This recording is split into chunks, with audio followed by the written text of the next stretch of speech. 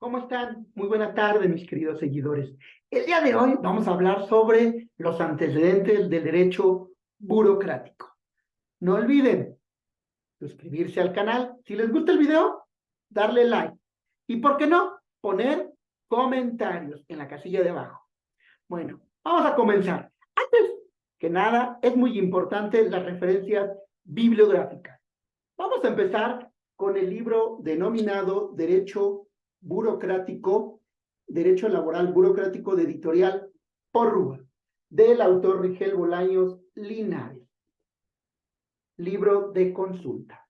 Bueno, también vamos a utilizar, o utilizamos para este video, el Derecho Burocrático, Incertidumbre Jurídica de León Magno Meléndez George, editorial Porrúa. También el libro Los Trabajadores del Estado en Iberoamérica, de editorial Porrúa. También el libro Práctica del Derecho Laboral, que es Guía Procesal y Formularios, de editorial Tirán Loblanche. Asimismo, el libro Derecho Individual del Trabajo, de editorial Jure, aquí viene, y del autor José Alfonso Bouza Ortiz. De igual forma, el libro Derecho Individual del Trabajo, de mi gran y querido maestro José Dávalos Mejía, que me impartió cátedra en la UNAM, pero que pues desafortunadamente ya falleció y que ahorita está en el cielo, a quien le mando un fuerte abrazo. También otro libro de José Dávalos Mejía, que se llama Derecho Colectivo del Trabajo y Derecho Procesal del Trabajo, editorial Porrúa. También tenemos el libro de El Prontuario del Derecho del Trabajo, de Clemente Soto Álvarez, de la editorial Limusa. También tenemos dos libros de Mario de la Cueva. El primero de ellos, El Nuevo Derecho Mexicano, parte 1. El Nuevo Derecho Mexicano del Trabajo, parte 1. Y también tenemos el Nuevo Derecho del Trabajo, pero la parte 2. Y también de este autor, Mario de la Cueva, que ambos son de editorial Porrúa. Bueno, como pueden ver, para este clip, para este video, tuve que utilizar estas referencias bibliográficas de consulta. Bueno, vamos a empezar, a entrar en materia. Como siempre, les tengo una diapositiva que va a amenizar y sobre todo va a realizar que no se aburran con la semblanza de este video. Y empezamos. Vamos a empezar. Como saben, antecedentes del derecho burocrático, impartido por un servidor, el doctor Joaquín Espinosa. Bueno, vamos a arrancar. Y vamos a hablar sobre estos antecedentes del derecho del trabajo en México en la Edad Media. Antes que nada, es importante señalar que uno de estos antecedentes se encuentra pues, en la Edad Media, cuando los servidores públicos tenían muchos beneficios y la clase baja no podía acceder a puestos dentro de la realeza. Y esto hacía pues infrahumano que alguien pudiera utilizar un cargo público.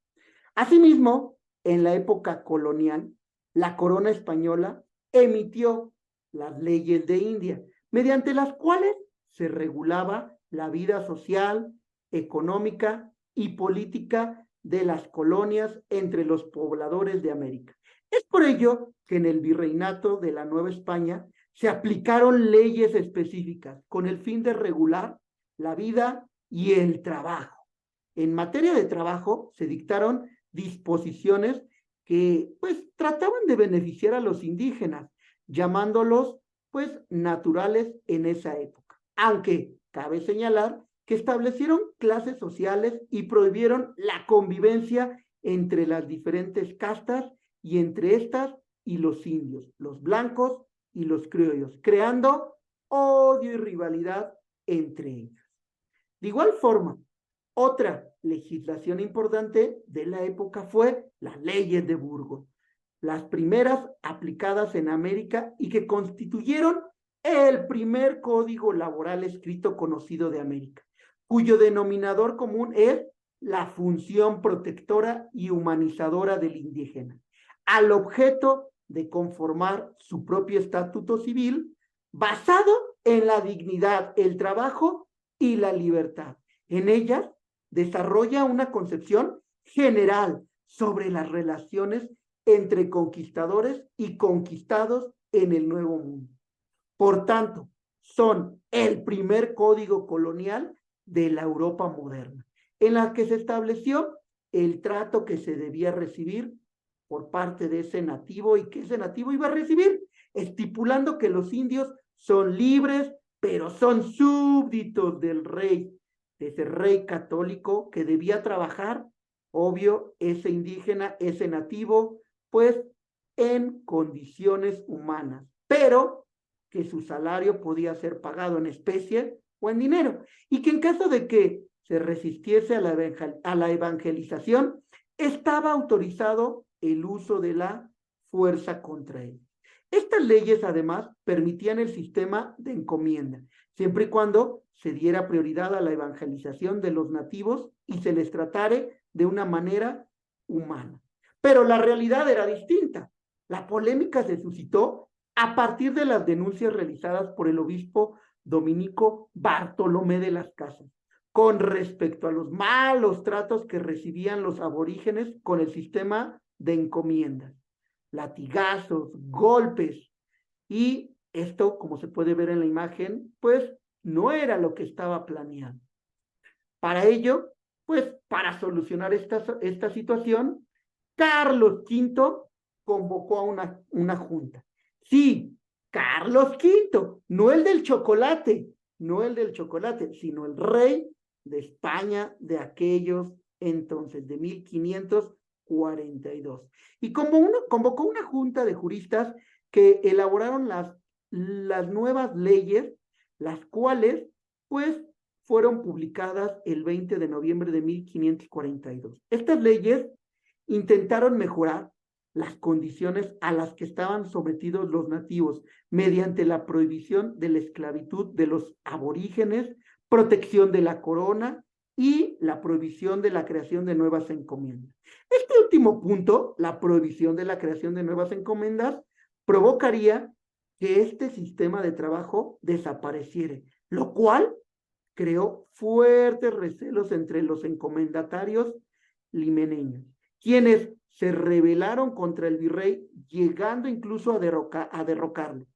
El orden fue restablecido por las autoridades y se decidió permitir la creación de nuevas encomiendas, ya que esa ausencia perjudicaba gravemente a los colonos españoles. Las leyes de India sufrieron numerosas modificaciones a través de los años. Estas modificaciones se realizaban en función de los cambios a los que se veía sometida la administración y las necesidades de la metrópoli. Posteriormente, en el siglo XVIII, fue cuando el funcionario público dejó de pertenecer a la casta porque dejó de ser un privilegio.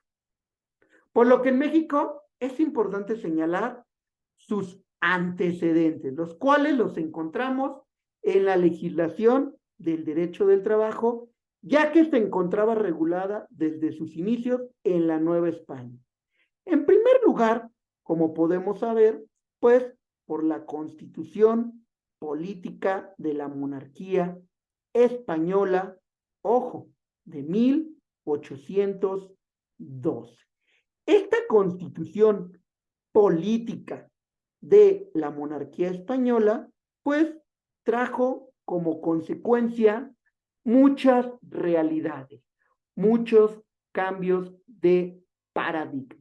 Pero, ojo, recordemos que ya existían, ojo, estas diferentes clases de castas, clases sociales, y que, obvio, lo único que hacía era crear odio y rivalidades. Como podemos ver en la imagen, pues había pues mestizaje, había pues convivencia entre español con India, que se creaba el mestizo, entre este mestizo con español y era una nueva mezcla. Castizo con española, español con moro, mulato con española, morisco con española, chino con india, pues salta a otras y así sucesivamente. Teníamos diferentes clases sociales, lo cual creó rivalidades a fin de que no pudieran acceder a puestos de servicio público, a puestos de cargo público. Vamos a ver que en esta constitución monárquica de española de 1812, pues fue donde se hablaba de alguna parte de esta relación de trabajo entre los empleados del Estado. Pero también posteriormente el decreto constitucional para la libertad de la América Mexicana de 1814, la cual se firmó en Apatzingán el 22 de octubre de 1814 bajo el liderazgo de Morelos y Pavón, trajo como consecuencia que dicho documento también se le llamara en México coloquialmente como la Constitución de Apatzingán, por Morelos, quien fue este precursor, cuyos preceptos legales señalaban que ningún ciudadano que colaborare en el Estado podrá tener más ventajas que las que merezca por prestar su servicio. Y es ahí donde surge el parteaguas para distinguir a los trabajadores burócratas, que además enfatiza que no se debe de abusar de su cargo, cosa que como vemos hoy en día hay algunos que abusan de su autoridad o cargo y no debe de ser así. Vamos a observar que la evolución se dio también en México y por tanto en la primer constitución que es mexicana, la Constitución mexicana, también llamada como Acta Constitutiva de la Federación, una vez que finaliza este movimiento de independencia y nos convertimos en ese México libre de la corona española, la cual fue aprobada esta Constitución el 31 de enero de 1824 y que adoptaba la forma de república representativa, popular y federal, por lo que se estableció en su primer artículo que la nación mexicana se compone de provincias comprendidas en el territorio del virreinato, llamado antes Nueva España. El concepto de provincia o estado no debía entenderse solo como un espacio territorial, sino como una unidad política a la que había de aplicar la idea liberal de nación. Es decir, la reunión de todos sus habitantes. Diputados como Ramos Arizpe, Víctor Vázquez, Becerra y Espinosa defendían la propuesta que manifestaba que el cargo de diputado no recayera en holgazanes que carecieran de interés en el país, desatendiendo o vendiendo sus derechos, para que trabajen más por el país. Importante, esta acta fue una carta fundamental porque fijaba los puntos básicos del pacto político que debían ser respetados por los encargados de elaborar la Constitución. Es por ello que el 5 de octubre de ese mismo año, de 1824, se promulgó la Constitución Federal de los Estados Unidos Mexicanos. Antes de ser firmada la Constitución, se realizaron las primeras elecciones, en las cuales resultó elegido, ¿quién creen? El primer presidente de México. ¿Quién fue el primer presidente de México? Guadalupe Victoria. Y también se nombró en aquel entonces al primer vicepresidente, que era Nicolás Bravo. En los años siguientes, Antonio López de Santana fue presidente y su gobierno propuso que la iglesia estuviera bajo el control total del Estado, lo que condujo a un nuevo levantamiento de armas y sumó un acto fallido de reforma a la Constitución de 1824. Ya se planeaba reformarla, pero no se llevó a cabo. Se produjeron nuevas rebeliones que demandaron el centralismo y deciden hacer caso a la voluntad popular. Es entonces cuando se transforma el Congreso Constitucional a Congreso Constituyente, y con lo cual se comienza a redactar una nueva Carta Magna centralista, denominada las 7 leyes, las 7 leyes constitucionales, la cual fue promulgada en el año 1836 y que cabe señalar que esta denominación de las 7 leyes hablaba de lo siguiente. Lo primero es que, pues, la primera ley hablaba sobre ciudadanía y derechos. La segunda ley hablaba sobre el supremo poder conservador. La tercera sobre, pues, el poder legislativo. La cuarta del poder ejecutivo. La quinta del poder judicial. Y las otras dos últimas se referían al gobierno de las provincias y los departamentos y al final de las maneras de reformarla. Posteriormente, vamos a ver que después de las 7 leyes constitucionales de 1836, que como ya vimos, Santana era el que estaba pues empecinado en estas leyes, estas 7 leyes. Pero, ¿qué vamos a tener posteriormente? Los hombres que participaron en el gobierno emanado de la Revolución de Ayutla pertenecían a una nueva generación que buscaba cortar de tajo con cualquier indicio del viejo régimen colonial. Anhelaban implementar instituciones modernas que representaban en un sistema republicano y democrático en donde la libertad y el derecho de la propiedad al trabajo y a la empresa fueran las vías que llevarán al progreso. Luego de triunfos de la Revolución de Ayutla, Juan Álvarez fue designado como presidente interino y ocupó este puesto el 4 de octubre al 11 de diciembre de 1855. Su gestión, aunque fue breve, fue importante para el inicio de la reforma liberal, ya que durante su gestión se presentó la convocatoria para un nuevo Congreso Constituyente, el cual debería de iniciar sus actividades en febrero de 1856. También se dio a conocer la famosa Ley Juárez o Ley de Administración y Justicia y Orgánica de los Tribunales de la Nación y del Distrito Federal y Territorio, la cual, ¿qué creen?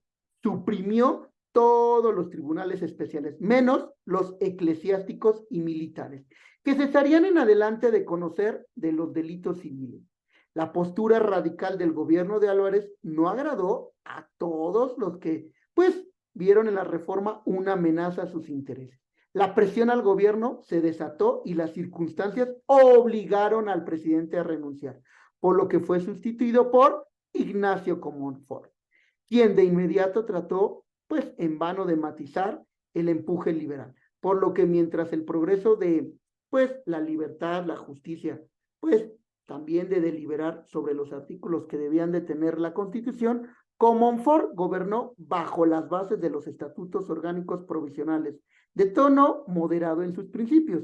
De igual forma, el 25 de junio de 1856 se convocó para la ley de desamortización, de fincas rústicas y urbanas, propiedad de la corporación, civiles y religiosas, mejor conocida coloquialmente como la Ley Lerdo, la cual fue discutida y se incorporó en el texto constitucional de 1857.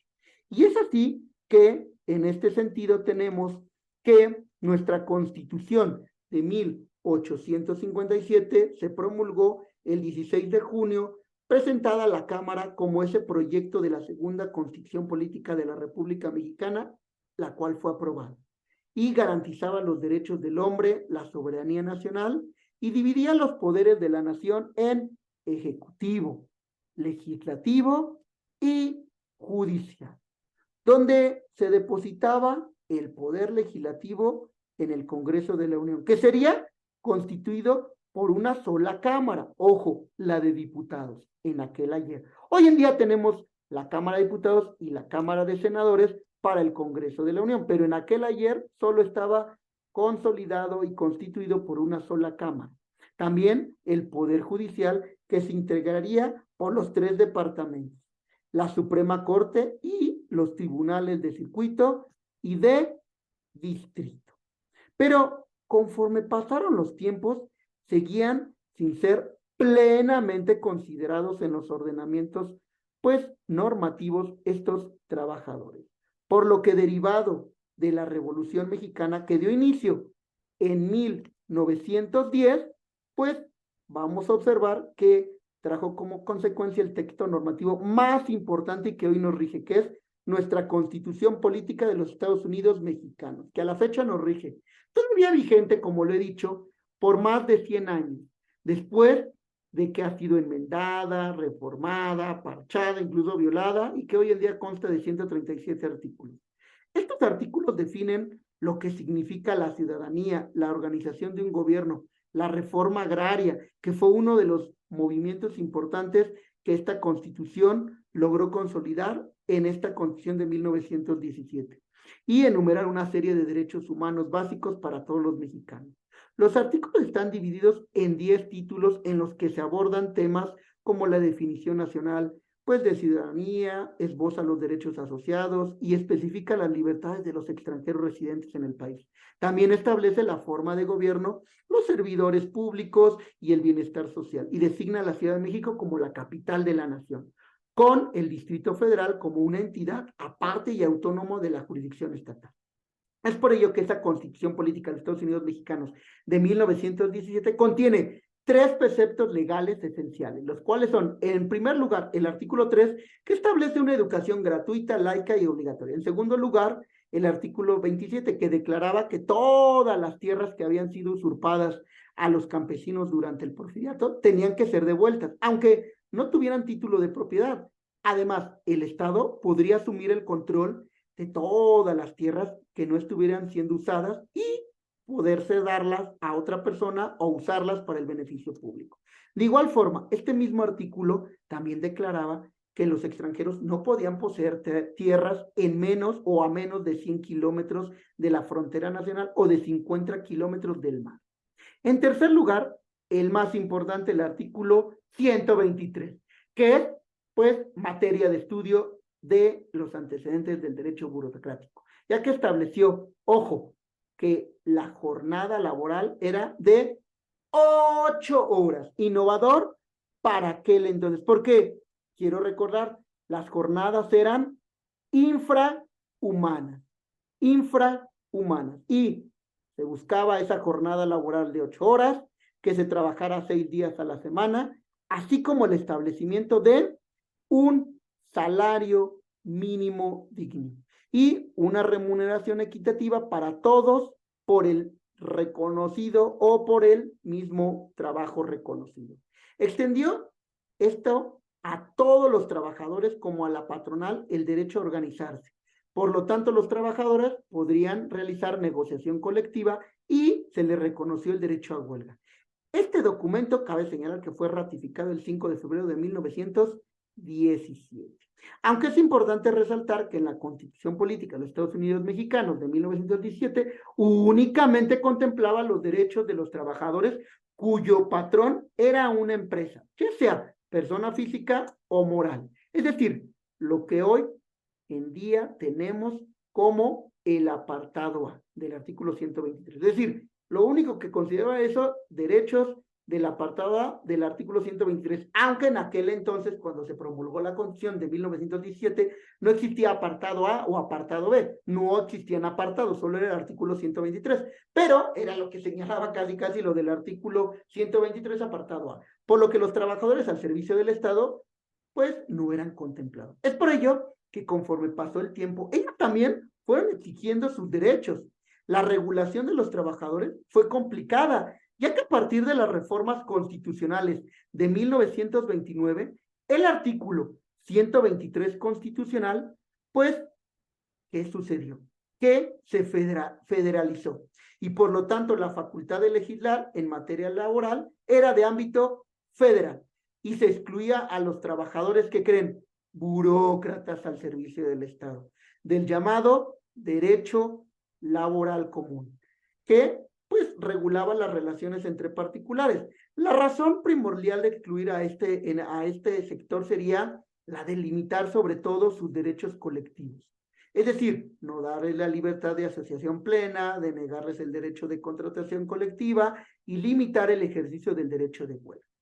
Pero no fue hasta la promulgación de la ley secundaria de el apartado A del artículo 123, que es obviamente la Ley Federal del Trabajo, primera en su tipo en el año 1931, que los trabajadores, por tanto, al servicio del Estado, fueron expresamente excluidos de la regulación común de los trabajadores, ya que en su artículo 2 de la Ley Federal del Trabajo disponía que las relaciones entre el Estado y sus servidores se regirían por las leyes del servicio civil que se expidan. Por tanto, quedaban estos trabajadores burócratas excluidos. De esta manera se abrió el camino para que la Federación y posteriormente los estados en sus respectivos ámbitos de competencia pudiesen expedir sus leyes de trabajo, cuyos ordenamientos fueron conocidos como leyes del servicio civil o estatutos burocráticos.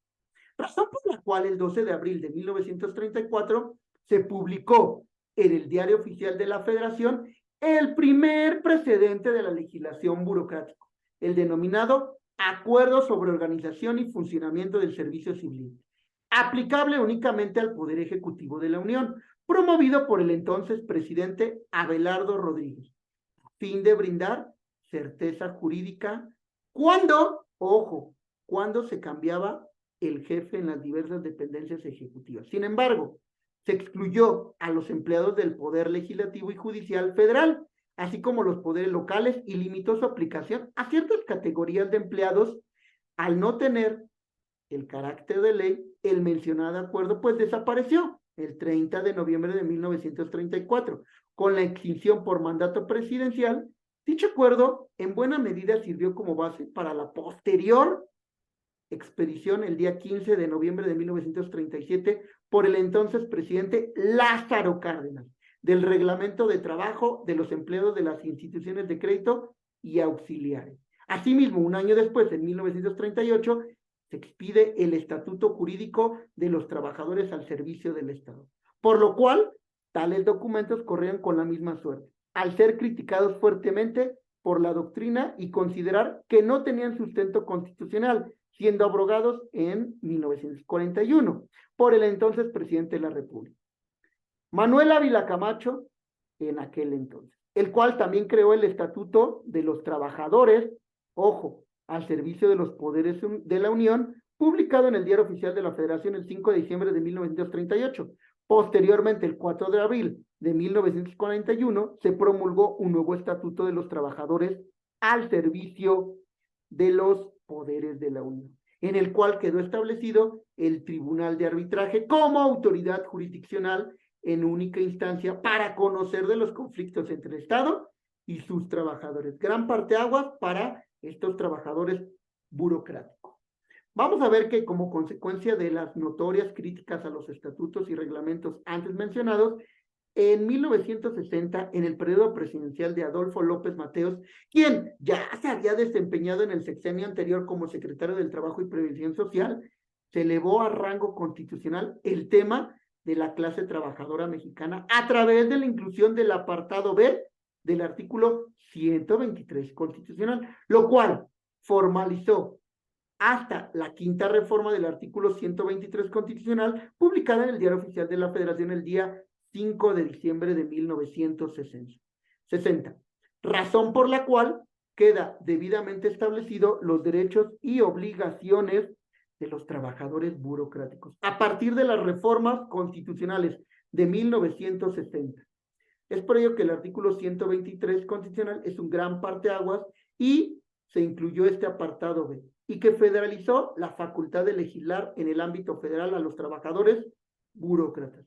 Como consecuencia de la división en apartado A y apartado B del artículo 123 constitucional, también era necesario crear la ley reglamentaria del apartado B, porque ya existía la ley reglamentaria del apartado A, que era la Ley Federal del Trabajo, pero era necesario crear la ley reglamentaria del apartado B, la cual fue promulgada en 1963 y se denominó la Ley Federal de los Trabajadores al Servicio del Estado, para regular las relaciones entre la Federación y sus trabajadores, y que reguló también a los trabajadores al servicio del Distrito Federal.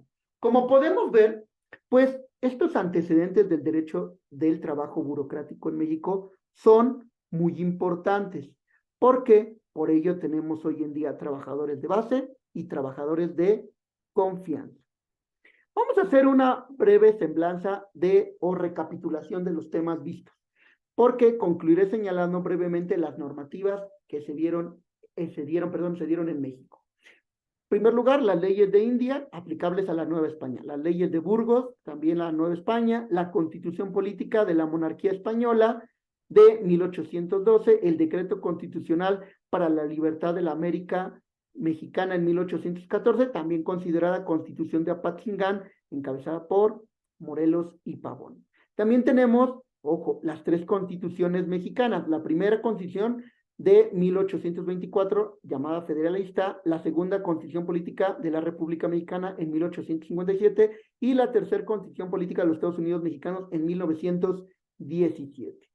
De igual forma tenemos, pues, los acuerdos sobre organización del servicio civil de carrera, del servicio civil del Ejecutivo, encabezado por Abelardo Rodríguez en 1934, el Estatuto Jurídico de los Trabajadores al Servicio del Estado, encabezado por Lázaro Cárdenas en 1938, el Estatuto de los Trabajadores al Servicio de los Poderes de la Unión por Ávila Camacho en 1941, la inclusión del apartado B del artículo 123 constitucional por Adolfo López Mateos en 1960, y también la Ley Federal de los Trabajadores al Servicio del Estado en el año 1963, como ley secundaria y reglamentaria del apartado B del artículo 123 constitucional. Pues con esto es un pequeño repaso, un breviario sobre este génesis y origen de los antecedentes del trabajo burocrático en México. Bueno, como siempre, no olviden suscribirse a mi canal. Si tienen alguna duda, con gusto pueden poner en la parte de abajo en la casilla de consultas y comentarios. Recuerden que si requieren citas de asesoría legal, contáctenos a el siguiente correo electrónico: despacho.jurídico.espinosa y asociados@hotmail.com, o también previo pago de honorarios a nuestro WhatsApp 55 19 76 59 22 para asesorías jurídicas de nuestro despacho jurídico Espinosa y Asociados. Pues muchas gracias por su atención. Les agradezco hayan visto este video. No me resta más que agradecerles y desearles un excelente inicio de semana. Cuídense mucho, fuerte abrazo, bendiciones en sus hogares y no olviden suscribirse a mi canal si les gusta el video, darle like y si tienen dudas o comentarios en la casilla de abajo. Cuídense, nos vemos hasta la próxima, hasta el próximo clip o video. Hasta luego.